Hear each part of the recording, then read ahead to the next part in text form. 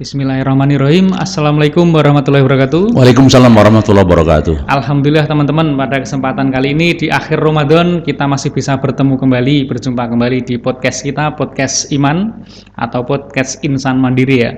Nah, alhamdulillah teman-teman, pada akhir Ramadan ini atau 10 hari terakhir ini ya, kita kedatangan tamu lagi, beliau Bapak Totok Sukamto. Ya, kita akan ngobrol-ngobrol sedikit ya Pak. Gimana kabarnya hari ini Bapak? Alhamdulillah sehat ya. Di podcast ini yang pernah kita sampaikan, kita ingin obrolan ringan, kita ngobrol-ngobrol ringan, obrolan santai, tetapi mungkin di balik obrolan ini ada hikmah, ada pesan-pesan, himbauan kepada masyarakat, kepada anggota khususnya, anggota KSPPS BMT Insan Mandiri, agar nanti ada nilai-nilai yang bisa diambil di akhir Ramadan dan budaya mudik di Indonesia. Di Indonesia gimana yang semakin mepet ke Idul Fitri, tentu fenomena mudik di saat ini memang ya begitu terlihat ya.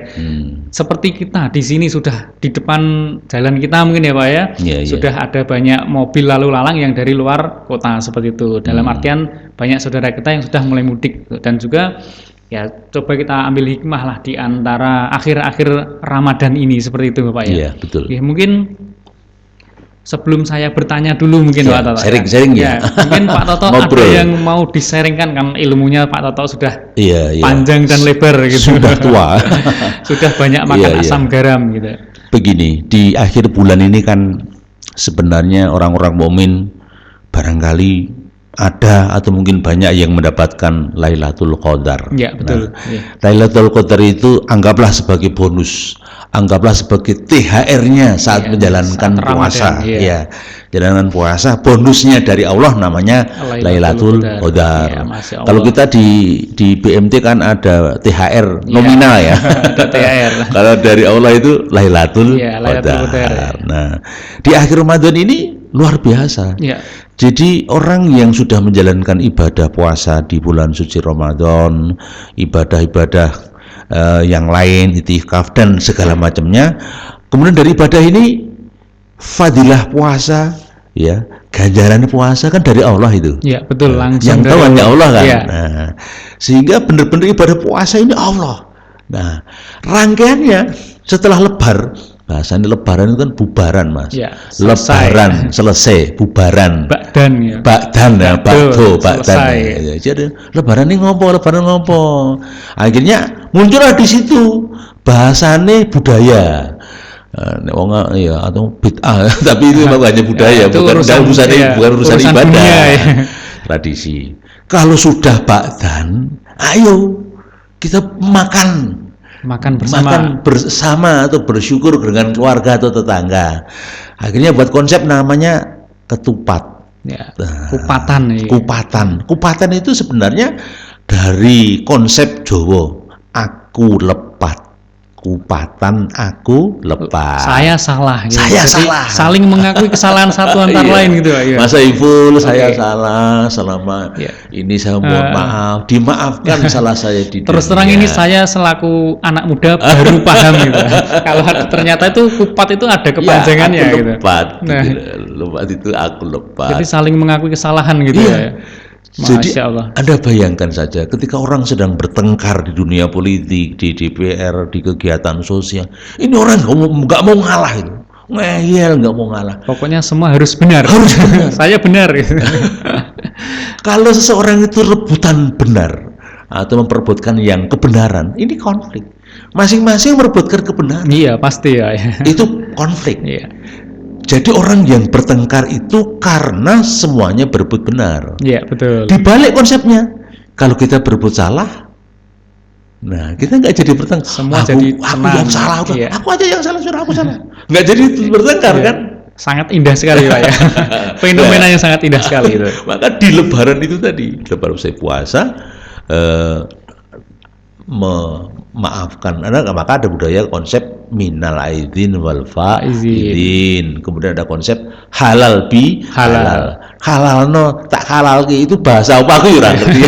Jadi kalau mau ditranslatekan dari bahasa Arab ke Indonesia sepertinya kayak enggak ada translate-nya ya. Jadi saya menghalalkan, jenengan menghalalkan gitu maksud saya. Ada dosa kesalahan itu yang harus dimintakan maaf. Ya, betul. Ada konsep Kanjeng Nabi Rasulullah itu, besok ada orang ketika kita pulang kepada Allah, kembali kepada Allah, ada orang kembali kepada Allah membawa pahala puasa, membawa sholat, zakatnya. Tetapi jangan lupa, dia juga membawa luka-luka teman-temannya. Nah, konsepnya Rasulullah, tahu nggak Pailit? Oh, Pailit itu yang bangkrutnya Kanjeng Nabi. Rasul itu bangkrut itu, hartanya, perniagaannya. Enggak. Bukan yang bangkrut di dunia karena kehilangan harta. Bukan. Kamu datang kepada Allah selain membawa pahala-pahala kebaikan amalanmu, tetapi kamu sempat melukai orang lain, mendolimi orang lain.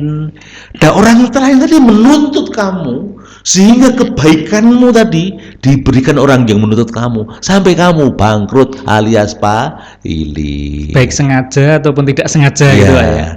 Maka konsepnya dibuat sama para kiai, para ulama kita. Yuk dihalal, yuk bar poso. Sebelum besok di akhirat saling menuntut, kita halalkan dulu selama masih di dunia gitu ya. Saling memohon maaf. Betul. Maka konsepnya halal bihalal tadi, memohon maaf kepada saudaranya, kawannya, agar dimaafkan, dihalalkan di dunia ini, jangan dituntut besok di yaumil akhirat atau dihisab besok ya.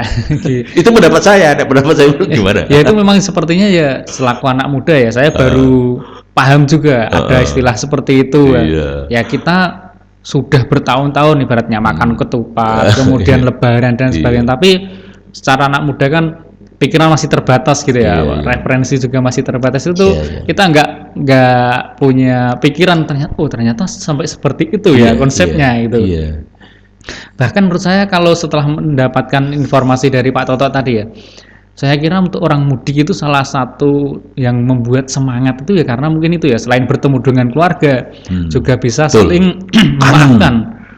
Misalnya 1 tahun di Jakarta nggak pulang bayangkan wajahnya emaknya, bayangkan wajahnya simboknya, atau mungkin anak-anaknya, bayangkan saja kerinduan yang dahsyat kan. Bisa bertemu, bisa ngobrol, bisa saling memaafkan gitu ya. Kemudian bagi teman-teman atau saudara-saudara kita yang mudik, mungkin Pak Toto ada sekedar ilmu atau wawasan gitu Pak. Kita coba bahas dulu budaya mudik nasional itu. Sampai ada beberapa pengalaman pemerintah memberikan fasilitas agar mudik pulang bareng-bareng, dikawal sama patwal. Ada disiapkan misalnya gerbong, disiapkan bis kapal, pesawat. Itu menjadi budaya mudik nasional itu. Artinya pemerintah mengapresiasi. Itu yang pertama. Yang kedua, ngapa sih mudik itu seakan-akan pemborosan nasional? Bayangkan saja, orang bekerja keras, dia setabung uangnya itu, sebagian itu digunakan untuk ingat kampungnya, ingat maknya, sekedar mengunjungi. Iya, mengunjungi. Memang ada sisi gojekannya. Pengen mewujudkan, menceritakan kepada saudaranya, aku di Jakarta bekerja begini, akhirnya saya pulang. Ini loh hasil karya saya, motor saya baru, misalnya saya sekarang lebih lebih gagah, saya sudah berubah. Nah, sebenarnya ke arah yang baik maksudnya. Iya. Sebenarnya mudik ini salah satu itemnya adalah kacang jangan lupa kulitnya. Kamu anak kampung, biarpun jadi orang kota, orang sukses. Setahun lagi jangan lupa, ingatlah masa kecilmu di kampung halaman, ingatlah saudaramu, terutama orang tua. Bukan ketika Anda sukses, tahu-tahu orang tua meninggal dunia, kamu nggak ngerti, pulang-pulang sudah dimakamkan, sampai menangis di pusara atau di patoknya. Nggak ketemu gitu ya. Maka kebaktian yang paling luar biasa ketika kita sedang sungkem sama orang tua, ibu mohon maaf di hari lebaran, minal aidin wal faidin, banyak dosa dan salah anakmu yang di Jakarta ini yang nggak ngunjung ibu, saya mohon maaf ya Bu, gitu bisa menangis. Betul, saya membayangkan saja bisa menangis Pak Toto. Saya itu bingung sekarang lebaran, simbok saya sudah di pusara, bapak saya sudah di makom. Saya ya ke makom situ, simbok di lebaran ini saya doakan gitu. Lah bayangan indahnya ketika ini anggota masih komplit, ya, anggota lengkap, ya. BMT Insan Mandiri. Wah, saya kok rumahnya Pati nih. Saya kangen Simbo. Kerjanya di Gemolong misalnya. Udah pulang. Sehari 2 hari monggo menikmati dulu, itu. Ya. Iya. Jangan lupa kesukaannya Simboknya, orang tuanya apa. Makanan, pakaian, apa yang menjadi kesukaan ya. Semampunya, enggak usah berlebihan. Mampunya apa? Apa sate ayam? Iya, betul. Apa sate lontong? Itu makna yang dalam mudik itu. Di situ ada kepuasan spiritual. Di situ ada ajaran bahwa anakmu jangan lupa pulanglah ke simbokmu. Mbokmu isih urip le, aku isih urip. Kadang-kadang, "Mbok, maaf, gak iso mulih. Sing mulih duite." Padahal yang lebih diharapkan itu bukan uangnya, Pak ya, Iya. tapi kehadiran anaknya gitu ya. Kadang-kadang simbok itu kamu pulang sudah menyiapkan oleh-oleh banyak kok. Kamu ngasih uang 1 juta, oleh-olehnya lebih dari 1 juta. Bisa 5 juta mungkin ya. Berarti gitu. Makanan dan lain sebagainya. Beras, pitik, apapun yang ada di rumah, bawakan semua untuk anaknya itu, Pak ya. Masya Allah. Jadi ada nilai harmonisasi antara anak yang dirantau dengan orang tuanya di desa, kangen, oleh men kamu dulu kecil, saya besarkan, dulu masih beler, dulu sekarang sudah gagah, punya gaji, wah pulang, simbok sudah sepuh, kamu pulang, terima kasih ya le. Bangga dia. Bangga ya. Dia akan cerita pada saudara tetangganya di masjid, wah anakku pulang, wah bawa istrinya, bawa cucu dan sebagainya, Masya Allah ya. Itu loh, indah sekali itu makna mudik itu. Lah ya, betul Pak Toto. Jadi jangan cuman diartikan bahwasanya mudik itu nanti ya lain waktu bisa, yang penting uangnya saja pulang. Ya memang betul ya Pak ya. Ibarat kita pulang itu bisa di lain waktu gitu ya. Tapi momen lebaran saat keluarga berkumpul, kita bisa ikut berkumpul, itu yang tidak bisa diulang di bulan-bulan yang lain gitu ya Pak ya. Misalnya ini, sampean memberikan hadiah kepada istri, hari-hari biasa bisa. Tetapi ketika memberikan hadiah di hari ulang tahunnya, pada momen tertentu, bahagia nggak? Pasti ada kebahagiaan yang lebih gitu ya. Kamu pulang di hari Lebaran sama hari biasa, nilai spiritual religinya beda. Semangatnya, betul, senangnya pasti berbeda. Kalau dia ralek muda, aku kangen karo dulurku lanang. Macet pun juga tetap semangat gitu Pak ya. Iya. Walaupun cari tiket sulit, perjalanannya macet, tapi tetap saudara-saudara kita masih tetap semangat gitu. Kalau pas nongkrong nanti Hamin berapa ya, 2 atau 3, jangan nongkrong di pinggir jalan, orang di belakangnya ditulisin, bawa tas besar-besar. Kangen sih Mbok. Perjalanan ratusan kilometer demi ketemu dengan orang tua ya. Membawa barang, naik sepeda motor pula kan. Kalau dibayangkan mungkin di waktu-waktu bukan mudik, mungkin kita semua merasa capek, lelah dan malas mungkin ya Pak ya. Tapi karena ada momen seperti ini, jadi rasa semangatnya untuk bisa pulang bertemu keluarga dan berkumpul dengan keluarga di kampung halaman pasti menjadi lebih semangat, lebih termotivasi gitu Pak ya. Iya. Jadi kan itu yang saya katakan, mudik itu ada nilai ekonomis. Contoh ekonomis, uang Jakarta pulang kampung, boleh ditinggali duit, uangnya kan beredar di kampung juga. Beredar di kampung. Ada pemerataan secara ekonomis. Betul Pak. Orang-orang miskin yang nggak pegang uang, palingnya pulang di Jakarta. Oh, lebih kabar ini, aku balik. Tidak hanya orang tua Pak, anak kecil yang nggak pernah pegang uang, yang nggak bisa cari uang, semua dikasih uang kan gitu. Kasih infak, amplop ya. Kasih hadiah. Masya Allah. Biarpun itu cuma 20.000, 50.000, tapi ya Allah, sampai sekarang heboh kalau nggak ada uang baru. Iya, walaupun fenomena agak sulit ini mencari uang baru, tapi sepertinya masih bisa lah Pak diatasi dengan uang-uang yang lama, nggak apa-apa. Uang uang layak edar masih banyak. Yang penting belum sobek ya Pak. Yang penting sing gitu tadi disetrika ya bisa. Betul. Masih banyak alternatif untuk mencapai kebahagiaan bersama itu tadi. Itu dari sisi ekonomis. Kemudian tadi dari sisi psikologis. Psikologis itu Anda bayangkan begini. Saya ada saudara ini. Ada saudara namanya Pak K dan Bu K. Itu tinggalnya di Kalijambi. Itu anaknya pejabat. Maaf ya, pejabat besar, jenderal macam-macam. Tapi jarang pulang. Pulangnya itu setiap setahun sekali. Begitu pulang, dahsyat banget, senang banget. Satu hari dia begini, ketika ngobrol dengan saya, Mas, aku ki wis tuwa, anakku dadi pejabat, saya bangga. Ning aku ning omah dhewe karo bojoku. Dia berdua, orang tua Renta, berdua. Terakhir itu suaminya meninggal. Dia itu salah satu imam di masjid di daerah Kalijabe sana rutin, meninggal, dia sendirian. Mas, aku sekarang sendiri.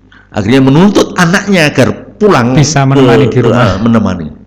Anda bayangkan, orang tua kangen sama anaknya, kalau tidak pernah pulang, yang diharapkan hanya satu, momen mudik setahun sekali. Pasti itu lama sekali, Pak. Namanya orang menunggu atau orang kangen itu kan menunggu pasti lama, Pak. Rasanya lama. Beda kalau kita nggak mengharapkan, oh tiba-tiba sudah setahun lagi gitu ya. Tapi kalau namanya orang tua menahan rindu kepada anaknya, pastinya ya akan merasa, wah, kok lebaran cek suwe pasti gitu, Pak ya. Maka dari itu tadi ya sampai ya wajar lah ketika orang tua meminta anaknya untuk menemani di rumah seperti itu, Pak Toto ya. Ya itu, jadi ada itu makna psikologis, kemudian ada makna ekonomis, kemudian mungkin ada makna-makna yang namanya sosial budaya. Sosial budaya itu ada yang bilang, yang sing bikin odo-odo mudik itu siapa toh? Siapa ini? yang bikin acara-acara pulang kampung ini siapa toh? Siapa ini yang punya ide pertama ini? Sampai sekarang kok masih lestari. Kadang begini, itu kalau pergi jauh, kalau nggak pernah pulang kampung, itu namanya kamu anak yang hilang. Lepas itu. Ya kan nggak pernah pulang. Ya, lupa gitu, kulitnya itu. Gitu. Maka harapannya memang sekali tempolah, ingatlah kampung halamanmu. Ya, ada dulu seorang presiden yang pulang ke daerah Pacitan, jalannya jadi bagus. Pak Jokowi mungkin pulang ke Solo, mengenang masa kecilnya di Solo. Jadi indah, masa kecil itu indah. Satu kesimpulan bahwa mudik itu dahsyat. Jangan ngambil sisi negatifnya. Segala sesuatu itu ada sisi negatif dan sisi positif. Tentu pasti. Ya, nek saya selalu mengambil angle yang positif saja. Di sana macet, repot, kosnya tinggi. Iya. Kalau memang itu sifatnya kayak mubah ya. Nek gelem yo mudik, nek cocok orang mudik yo ning kutha terus. Ya kan? Tetapi kalau Anda kangen karo saudaramu, ada beberapa teman kampung ini yang di Sumatera yang juragan sawit sudah pulang, ada di Jakarta sebagian pulang, sebagian perjalanan pulang gitu. Jadi indah sekali ketemu di masjid, di musola. Cerita saya zaman cilik ini mangan lempeng. Di sini kalau sholat tarawih dulu pasti berantem dengan temennya atau bagaimana saat kecil gitu ya, mengenang seperti itu pasti ya. Itu suatu momen yang sangat indah, Pak. Ketika kita sudah lama pergi jauh, teman-teman kecil kita ternyata semua sudah jadi orang tua juga gitu, tiba-tiba ngumpul cerita itu pasti menjadi suatu momen yang sangat menggembirakan itu, Pak. Iya. Satu pembelajaran bahwa Lebaran menggerakkan ekonomi BMT, Lebaran memindahkan rotasi ekonomi di kota ke desa. Lebaran percepatan ekonomi, perputaran ekonomi sangat luar biasa. Beli emping, beli buah, makanan, pakaian, semua pakaian laris manis. Sampai mungkin cat juga, Pak, cat rumah karena mau kedatangan tamu, ini dicat dulu rumahnya, direnov dulu, keramiknya mungkin diganti sampai seperti itu. Ya betul Pak Toto tadi, bahwasanya hikmahnya banyak sekali Pak, maknanya memutar ekonomi, bisa silaturahmi, budayanya pun juga terjaga, kan masih faktor psikologis dan lain sebagainya. Masya Allah, ternyata banyak sekali maknanya Pak. Di Ramadan ataupun di akhir Ramadan dan juga Idul Fitri ini. Ada pengalaman yang menarik di kampung kami di daerah Kuang pada situ. Ada seorang yang pulang, dia jadi manajer di sebuah besar itu di perusahaan waktu itu motor atau perusahaan. Ini membawa teman-temannya Mas, yang nganggur. Ada 2-3 orang. Oh, saya ada pulang, teman saja. Luar biasa. Ini anak nganggur ada 3 orang dibawa Pak ke Jakarta, dapat pekerjaan. Dari rumah diajak ke Jakarta. Itu hikmah mudik. Kalau dia nggak mudik, ini orang nganggur nggak dapat pekerjaan. Nggak tahu kalau saudaranya di rumah atau tetangganya di rumah itu tidak bisa bekerja seperti itu Pak ya. Jadi mudik itu salah satu informasi channeling. Teman-teman kita, saudara kita yang punya pekerjaan di kota. Bahwa ini pengangguran desa. Ayo kita sama-sama bekerja di sana bersama gitu. Itu salah satu juga hikmah daripada. Iya, salah satu hikmah Pak ya. Itu. Yang itu mungkin ya terkadang kita pun juga tidak begitu memperhatikan gitu Pak ya. Ya kadang-kadang orang menilai cuman mudik menyalakan kembang api motor gitu ya salah ya. Sekedar cuman makan bersama gitu. Ada nilai-nilai lain. Kerinduan masa lalu, ada peluang kerja, ada ekonomis, ada macam hal. Banyak sekali. Birrul walidain, berbakti orang tua.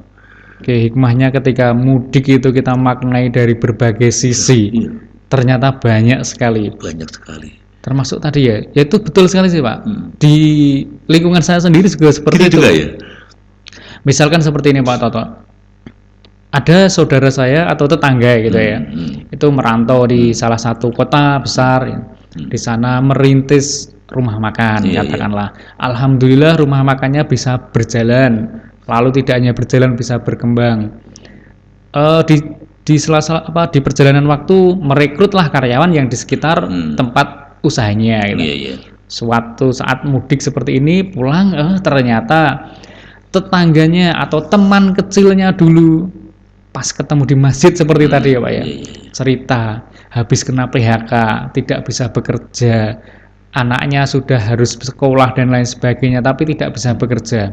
Nah di momen itulah tadi antar teman tadi bisa saling menguatkan. Oh ya sudah, kalau kamu tidak bisa bekerja di rumah makan saya, insya Allah kalau cuman tambah 1 atau 2 orang lagi untuk ikut bekerja masih bisa. Diajak Pak, diajak untuk bekerja. Setelah itu tidak berhenti di situ Pak Toto. Mantap. Setelah berjalan katakanlah 2, 3 atau sampai 5 tahun dia bekerja ikut si A tadi. Si B-nya itu dibukakanlah warung juga. Dimodali, dicarikan tempat, kemudian dimodali untuk alat-alat rumah makannya. Ya Allah.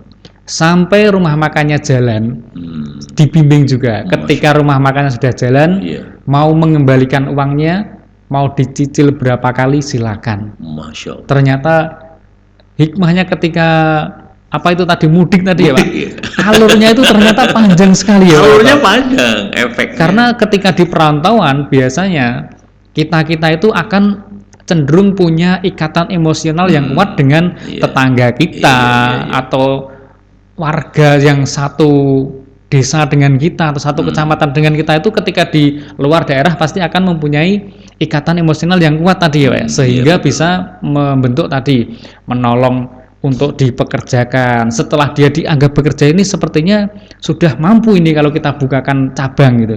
Dibukakan cabang itu tidak kok di atas namakan cabang rumah makan. Misalnya saya ya rumah makan Khoir gitu, rumah makan Khoir cabang 2 itu tidak Pak. Tapi ya itu rumah makan kamu, silakan kamu kelola. Saya bantu, saya modali awal. Silakan nanti kalau sudah berjalan uangnya dicicil sedikit-sedikit kembalikan ke saya. Dan itu tidak hanya 1 orang Pak, seperti itu. Itu pemberdayaan umat. Nah, secara tidak langsung pemberdayaan umat. Masya Allah. Setelah itu Pak, nanti si A itu juga merekrut tetangganya lagi yang lain. Luar biasa. Prosesnya seperti itu. Maka konsep menjadi Khoirunas Anfa'ulinas. Betul seperti itu. Luar biasa. Berawal dari mudik Pak. Bahkan tadi si A mengangkat si B, mengajak bekerja. Nanti si B mengajak si C. Dan prosesnya sama, si C pun juga nanti dibantu dibuatkan tempat kerjanya seperti itu, sampai seperti itu. Jadi turun temurun seperti itu Pak sampean. Ya, akhirnya menjadi dalam satu desa itu ekonominya berjalan gitu. Ya, yang merantau tetap bisa memutar ekonominya di sana, yang di rumah yang ditinggal merantau juga bisa melanjutkan kehidupan secara layak seperti itu. Itu salah satu ya Pak ya. Luar biasa. Hikmah dari mudik tadi seperti itu Pak. Ada satu tambahan kecil di daerah Nganti. Iya betul. Nganti ada masjid elok itu. Oh iya.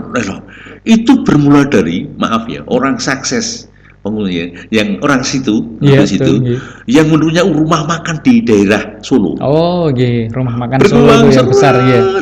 Dia ingat desanya, ingat mudiknya.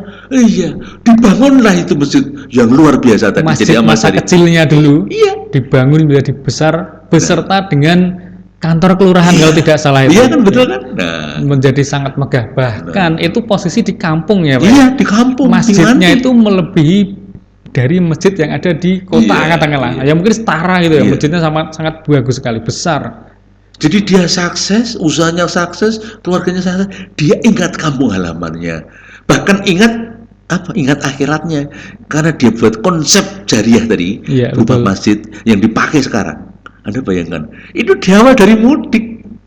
Melihat kondisi mungkin masjid masa kecilnya kok sekarang sudah riot, sudah jelek gitu ya. Saya itu juga pernah mendengar Pak itu bahkan mengeluarkan dana ya tidak hanya ratusan juta, sepertinya miliaran gitu ya. Karena dari rumah saya itu jaraknya ya tidak begitu jauh sih Pak, karena kadang juga saya melewati. Iya betul. Ya itu secara sekilas ketika melihat ya terkagum, wah masjidnya. Saya membuktikan Pak, saya sampai masuk, Masya Allah luar biasa masjidnya. Saya hanya berkata ya Allah, berkailah orang yang mendirikan masjid ini, berkailah orang yang memakmurkan masjid ini, jadikan inilah jalan menuju surgamu. Saya itu hanya menikmati saja, pemangkai aja doanya gitu. Apalagi warga sekitarnya Pak, alangkah mereka bahagianya ya. Betul. Masjidnya bisa dibangun sebegitu bagusnya. Ya hikmah dari merantau dan kemudian mudik ya Pak Toto. Banyak ya Pak ya. Banyak sekali ternyata. Mungkin ada lagi Pak Toto yang mau kita sharing-sharing. Mungkin satu kesimpulan, terima kasih kepada teman-teman khususnya anggota BMT Insan Mandiri yang masih percaya bergabung dengan kami yang membesarkan lembaga ekonomi kerakyatan dengan konsep syariah ini.